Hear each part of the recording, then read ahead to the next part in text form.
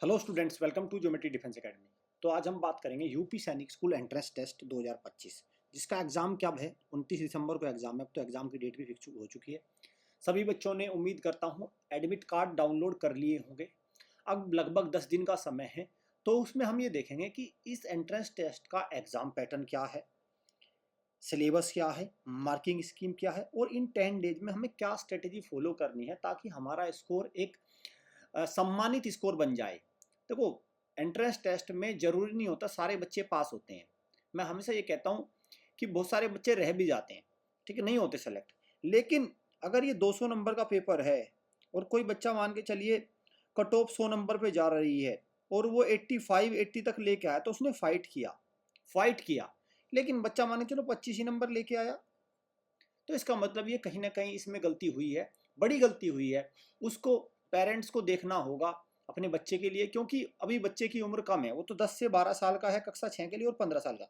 वो अपने लिए सही डिसीजन नहीं ले सकता। उसको इतना अनुभव ही नहीं है कि वो इस समस्या से कैसे निकले। ठीक है, तो ऐसे में योगदान होता है टीचर्स का, होता है पेरेंट्स का, होता है गाइडर्स का, होता है बहुत सारे उनका होता है। तो हमारी एकेडमी भी इस तरह से अपने बच्चों को गाइड करती है। आपको क्या करना है भाई, चैनल को सब्सक्राइब कर लो, बेल आइकन पे क्लिक कर लो, क्योंकि यहाँ से सारी आपको प्रॉपर इन्फॉर्मेशन मिलती रहेगी। जितने भी स्कूल एंट्रेंस टेस्ट है, चाहे वो यूपी सैनिक है, राष्ट्रीय मिलिट्री स्कूल है, आरआईएमसी है, सैनिक स्कूल है, नवोदय है, आरके मिशन है, जितने भी स्कूल एंट्रेंस टेस्ट है वो यहाँ से आपको कवर होते रहेंगे। क्योंकि उनमें उनमें जाना कैसे है। चलिए, लाइव बैच, जिन बच्चों को आरआईएमसी, आरएमएस, सैनिक स्कूल, यूपी सैनिक स्कूल, इनकी लाइव बैच आप ज्वाइन कर सकते हैं। लाइव बैच में क्या होता है, टीचर की एक रेस्पॉन्सिबिलिटी बन जाती है। बहुत सारे बच्चों, पेरेंट्स को ऐसा लगता है, बच्चों को ऐसा लगता है कि ये सब चीज़ तो यूट्यूब पे अवेलेबल है, और जगह अवेलेबल है, गूगल पर अवेलेबल है, ठीक है। लेकिन मैं आपको ये बता दूं भाई, इस बात को आपको ध्यान रखना होगा कि एक रेस्पॉन्सिबिलिटी के साथ तैयारी तभी होगी जब आप थोड़े बहुत पैसे खर्च करोगे, ताकि आपको लगे कि हाँ, मेरा कुछ गया है। और टीचर के पास भी कुछ जाएगा तो भी वो आपको ज़्यादा सीरियस लेगा। ठीक है, चलिए अब देखते हैं। हॉस्टल के थ्रू आप तैयारी कर सकते हैं। 200 एडमिशन होंगे इस बार हमारे हॉस्टल बैच में। मैं आपको बता दूं, 200 एडमिशन होंगे टोटल। ये हमारा एक हॉस्टल बैच है। आप इसके पिक्चर देख सकते हैं किस तरह से तैयारी कराई जा रही है। और ये पूरी साल चलता है हमारे यहाँ। ये नहीं है कि एक दिन के लिए फोटो बना के डाल दिया, ठीक है भाई, एक दिखाना है, नहीं। आप ये हजारों वीडियोस, आप शॉर्ट्स वीडियो देख सकते हैं कि किस तरह से बच्चे पेपर देते हैं। हर तरह का आप देख सकते हैं, आपको दिखेगा। ठीक है, तो वो जब होता है तभी दिखाई दे सकता है। एक दो दिन तो हो सकता है, चलो ठीक है। ये बच्चे मॉक टेस्ट दे रहे हैं। चलो, तो देखो, देखते हैं हम सबसे पहले एग्जाम पैटर्न क्या है इसका। एग्जाम पैटर्न कक्षा 6 और कक्षा 9। खास बात यह है कि यूपी सैनिक स्कूल जो, जिसके अंतर्गत अब 2 ब्रांच हो गई है। गोरखपुर सैनिक स्कूल भी इसी के अंदर आता है अब। ठीक है भाई, गोरखपुर सैनिक स्कूल, ये ध्यान रखना भाई, ये नया खुला है गोरखपुर सैनिक स्कूल, और लखनऊ सैनिक स्कूल, दो है। तो दोनों का जो एग्जाम पैटर्न है सेम है। कक्षा 6 के लिए भी सेम है और 9th के लिए भी सेम है। देखते हैं। अंग्रेजी भाषा के 50 क्वेश्चन आते हैं, जीके के 50 क्वेश्चन आते हैं, और गणित और reasoning, mathematic and intelligence 25 plus वो 75 प्लस 25, मतलब आपके 100 क्वेश्चन आते हैं। तो टोटल कितने क्वेश्चन आते हैं इसमें भाई? 200 क्वेश्चन आते हैं। कुल कितना समय है? 2 hours 30 minutes, 2 घंटे 30 मिनट, 2.5 घंटे का कुल समय इसमें रहता है। देखिए यहाँ पे भी लिखा कि कुल 200 प्रश्न हैं, 3 भाग हैं इसके। ठीक है, तो ये एग्जाम पैटर्न और कक्षा 6 और कक्षा 9 दोनों के लिए सेम है। आप यहाँ पे भी देखेंगे तो ये लिखा है, देखो, टाइम अलाउड, टाइम ड्यूरेशन कितना रहता है इसके लिए? 2.5 घंटे का। चाहे वो कक्षा 6 के लिए हो, यहाँ पे तो 9 है, लेकिन कक्षा 6 के लिए भी इतना ही समय इसमें मिलता है बच्चों को।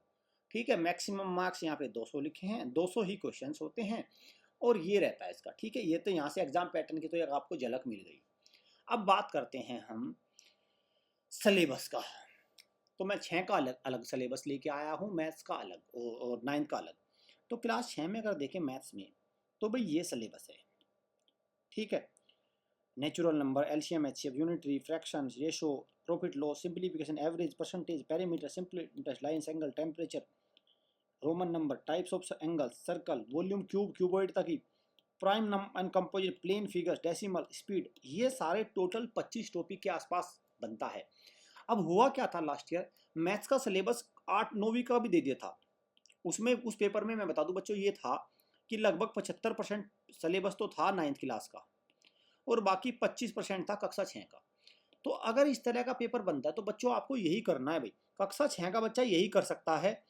ऐसा नहीं हो सकता कि कल को कक्षा 6 के बच्चे को 12वीं का सिलेबस दे दे और वो 12वीं की तैयारी में लग जाएगा, नहीं, उसकी कैपेसिटी ही नहीं है।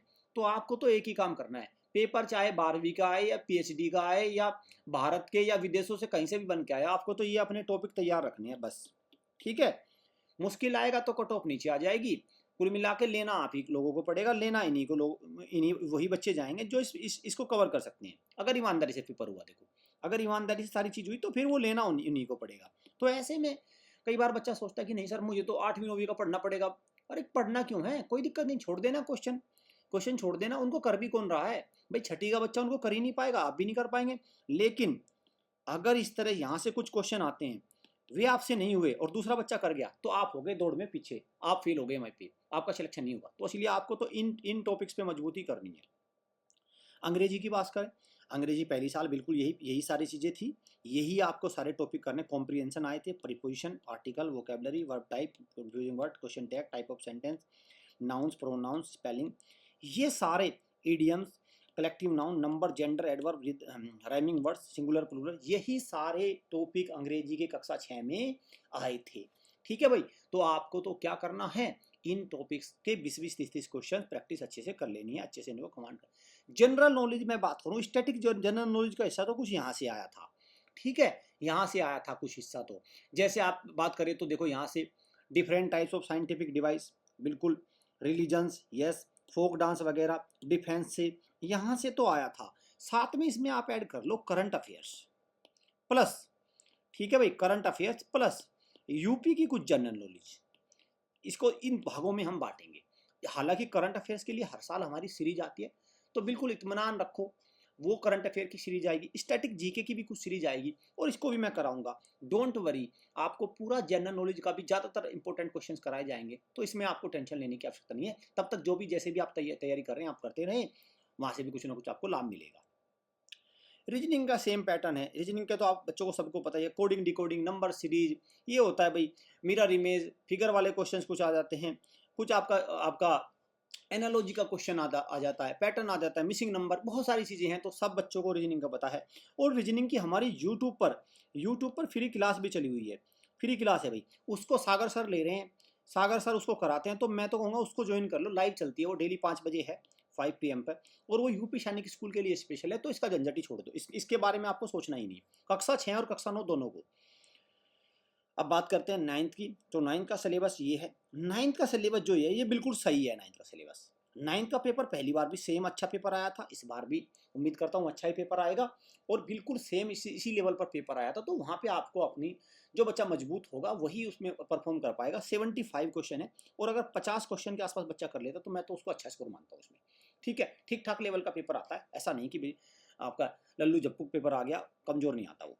ठीक है, अंग्रेजी बिल्कुल यही है, इसमें कुछ जुड़ जाते हैं, क्वेश्चन टैग जुड़ गया, एक्टिव पैसिव डायरेक्ट वायरेक्ट जुड़ गए, बस ये जुड़ते हैं इसमें। ठीक है भाई, लगभग सेम रहता है 6 वाला, लेकिन डायरेक्ट इनडायरेक्ट एक्टिव पैसिव ये जुड़ जाते हैं। नरेशन जैसे देखो, जैसे जुड़ गया, वॉइस जुड़ गया, मॉडल्स जुड़ गया, ये कुछ ऐसे टॉपिक है जो एडवांस लेवल।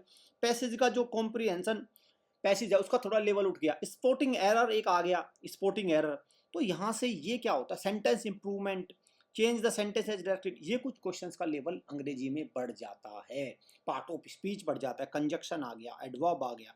ठीक है, तो ये आपको तैयार करनी है अंग्रेजी में। और रीजनिंग में कक्षा 6 और कक्षा 9 का सेम आ रहा है, उसके लिए मैं फिर से बता रहा हूँ, यूट्यूब पे हमारा लाइव सेशन चला हुआ है, वहाँ से आप देख लो सब कुछ, आप उसको टेंशन नहीं लें। अगर क्लास 9th की जीके की बात करें, क्लास 6 की जीके की बात करें, बिल्कुल सेम आती है भाई। और ये और बता दूं मैं, इसमें ना तो साइंस के इतने क्वेश्चन आते ना, ठीक है, ना सोशल साइंस के कुछ क्वेश्चन आते, कम आते हैं, मतलब उनको जनरल नॉलेज का हिस्सा कह सकता हूँ। सोशल साइंस प्योरली नहीं आता, ठीक है, साइंस से नहीं आता, सोशल साइंस से नहीं आता, तो कहाँ से आता है, एक तो आता है भाई स्टैटिक जीके से। स्टैटिक जीके कि सबसे लंबी नदी कौन सी है, सबसे ऊंचा पहाड़ कौन सा है, ठीक है, सबसे बड़ा रेगिस्तान कौन सा है, सबसे बड़ा महासागर कौन सा, इस तरह का स्टैटिक जीके का आता है, जो ट्रेडिशनल स्टैटिक जीके, एक तो यहाँ से आता है। दूसरा करंट अफेयर से आता है, और तीसरा आता है यूपी के कुछ जनरल नॉलेज के 3-4 क्वेश्चन मानो। ठीक है, तो 3 भागों से इसमें आता है। इसमें हमारी यूट्यूब पर वीडियोज़ आती हैं, लाइव सेशन भी आएंगे, करंट अफेयर के लिए भी आएगा, तो उसको ज़रूर देख के जाना है, क्योंकि वहाँ से हर साल 20 से 25 क्वेश्चन हमारे जरूर फंसते हैं, आप जाकर चेक कर सकते हैं।